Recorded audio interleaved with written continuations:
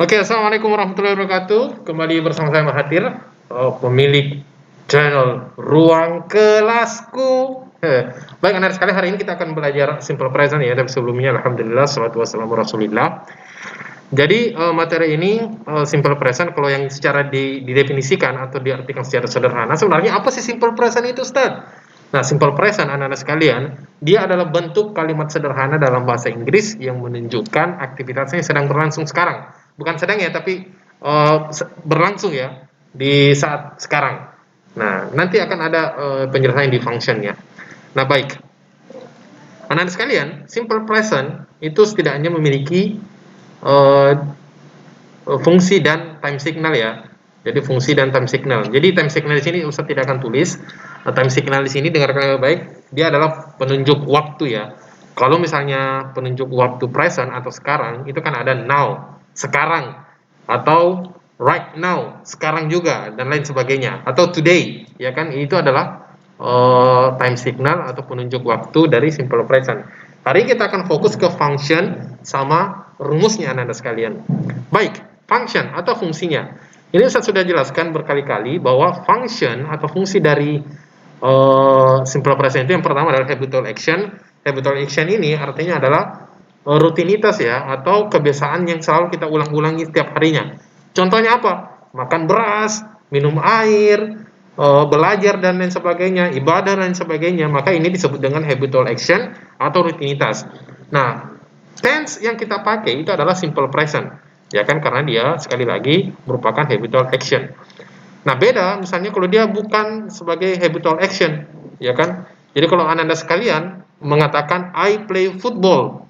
I play football. Saya bermain bola. Maka orang-orang bule akan memahami, oh, kebiasaannya ini anak adalah bermain sepak bola atau setiap hari kah, tiap pekan kah, dan lain sebagainya.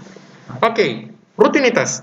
Yang kedua adalah general truth atau kebenaran umum di waktu sekarang. Contohnya kebenaran umum itu adalah Ustadz Mahathir is my English teacher atau Jokowi is my president. Nah, itu disebut dengan kebenaran umum. Sebuah kebenaran yang hampir semua orang tahu atau mayoritas orang tahu, anak-anak sekalian. Oke, contohnya yang lain adalah Arya ganteng, misal. Itu adalah kebenaran umum. Masya Allah. Baik anak-anak sekalian, kita langsung ke formulanya atau rumusnya. Nah, kalimat itu dalam bahasa Inggris itu kan ada dua ya, ada verbal dan nominal. Verbal, anak-anak sekalian, dia adalah kalimat dalam bahasa Inggris yang mengandung verb di dalamnya. Verb atau kata kerjanya, ada kata kerja di dalamnya anak-anak sekalian. Nah, baik, yang positifnya adalah subjek ditambahkan verb. Nah, verb ini kadang-kadang ditambahkan s atau es lalu ditambahkan objek. Ingat anak-anak sekalian, verb yang ditambahkan s atau es itu adalah ketika subjeknya she, he, it. Nanti akan ada penjelasannya. Nah, contohnya adalah I eat a pizza.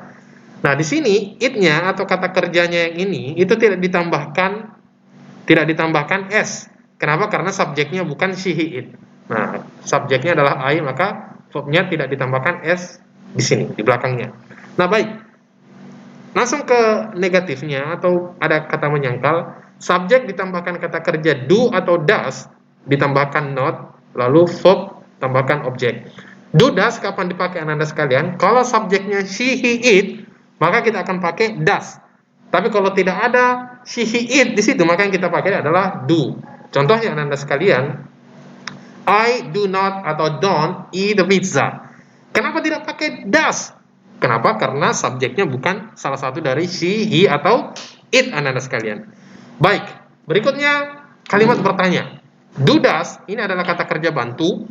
Ini diletakkan di depan, lalu tambahkan subjek, verb, dan objek. Ingat, do does ketika dia sebagai kata kerja bantu dan berada di depan posisinya, maka dia artinya adalah apakah. Contoh dalam kalimat adalah do you eat a pizza? Apakah kamu makan sebuah pizza? Ya kan, atau sepotong pizza? Ingat, do di sini artinya adalah apakah, anak-anak sekalian. Kenapa tidak pakai does? Does you? Tidak ya, karena bukan she, he, it subjeknya di sini. Baik anak-anak sekalian. Nah, seperti tadi, verb itu kadang-kadang ditambahkan s atau s. Sekali lagi, verb itu ditambahkan s atau s ketika subjeknya adalah she, he, it, anak-anak sekalian. Sekali lagi, Verb itu ditambahkan s atau es ketika subjeknya she, he, it. Selebihnya verbnya atau kata kerjanya tidak ditambahkan s. Nah, baik anak-anak sekalian. Semua kata kerja anak-anak sekalian itu ditambahkan s ya, s bukan es. S jika subjeknya adalah she, he, it. Kapan ditambahkan es anak-anak sekalian? Kapan ditambahkan es? Ketika anak-anak sekalian yang pertama kata kerja itu diakhiri oleh huruf o. Huruf o contohnya adalah go menjadi goes, menjadi goes. Ya kan? Yang kedua, sorry. Yang kedua adalah ch. Contohnya adalah teach. Di sini bisa dilihat ya. Kata kerja teach yang artinya mengajar diakhiri oleh ch. Artinya adalah mengajar. Mengajar, ingat terakhir adalah ch, berarti kata kerjanya ketika subjeknya adalah she, he, it, maka di belakangnya ditambahkan es. Ketiga, sh, contohnya wash menjadi washes. Kenapa ditambahkan es? Karena terakhirnya adalah sh dan ketika subjeknya adalah she, he, it. Yang keempat, x, contohnya mix menjadi mixes. Yang kelima adalah ss, contohnya miss, ya kan? Kalau subjeknya she, he, it. Tapi kalau dia subjeknya I, you, we, they, maka tidak perlu ditambahkan s atau es. Yang terakhir adalah y, dengan catatan sebelumnya adalah huruf konsonan atau huruf mati. Contohnya adalah dengan catatan y ini berubah menjadi i. Contohnya ini ya, study. Study ini adalah kata kerja, belakangnya huruf y dan didahului oleh huruf konsonan d selain huruf a, i, o. Ya kan?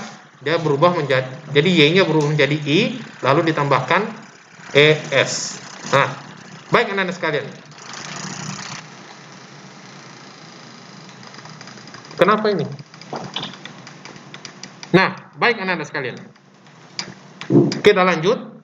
Sekarang setelah verbal kita akan masuk ke nominal anak-anak sekalian. Nominal atau kalimat yang tidak ada verb di dalamnya. Nah, baik yang positif, subjek ditambahkan to be, is, are. Jadi ini adalah to be present ya. Lalu ditambahkan salah satunya adjective, adverb atau noun. Adjective ini dia adalah kata sifat, adverb adalah kata keterangan, dan noun adalah kata benda anak-anak sekalian. Contohnya, I am strong. I am strong ya. Oke, negatif, subjek ditambahkan to be, is, are, salah satunya kapan dipakai tergantung subjeknya. Nanti akan ada penjelasannya di belakang. Lalu ditambahkan not, ya kan? Tambahkan not. Ingat, kalimat negatif itu selalu ada kata not di belakangnya di dalam kalimat itu. Lalu ditambahkan salah satunya di sini Ustaz singkat, adjective, adverb atau noun. Contohnya anak-anak sekalian, you are here. Kamu berada di sini. Here ini adalah adverb, kata keterangan. Keterangan apa? Keterangan tempat anak-anak sekalian. Baik, berikutnya adalah bertanya. To be diletakkan di depan, ingat kata kerja bantu. To be ketika dia diletakkan di depan, maka dia artinya berubah menjadi apakah. Lalu ditambahkan subjek, lalu ditambahkan adjective, adverb atau noun. Contohnya anak-anak sekalian adalah, is he a teacher? Apakah dia seorang guru? Dan lain sebagainya. Oke, sampai di sini bisa dipahami. Jika ada sesuatu yang tidak dipahami, silahkan bertanya ke Ustadz melalui WA. Kan? Nah, to be dalam present itu ada kapan dipakai ketika subjeknya adalah I. Ada is, to be is, kapan dipakai is ketika subjeknya adalah she, he, it. Dan are kapan dipakai ketika subjeknya adalah you, we, they, anak-anak sekalian. Baik anak-anak sekalian, demikian ya untuk pelajaran kita bahasa Inggris hari ini. Jadi tugasnya adalah sekalian yang selesai kerjakan tugas, tidak ada tugas baginya, aman. Yang Ustadz kasih tugas hari ini adalah yang tidak full nilai bahasa Inggrisnya. Tugasnya adalah membuat ulang, mencatat ulang pelajaran-pelajaran yang hari ini. Simple present. Baik, sampai jumpa di diskusi kita. Assalamualaikum warahmatullahi wabarakatuh.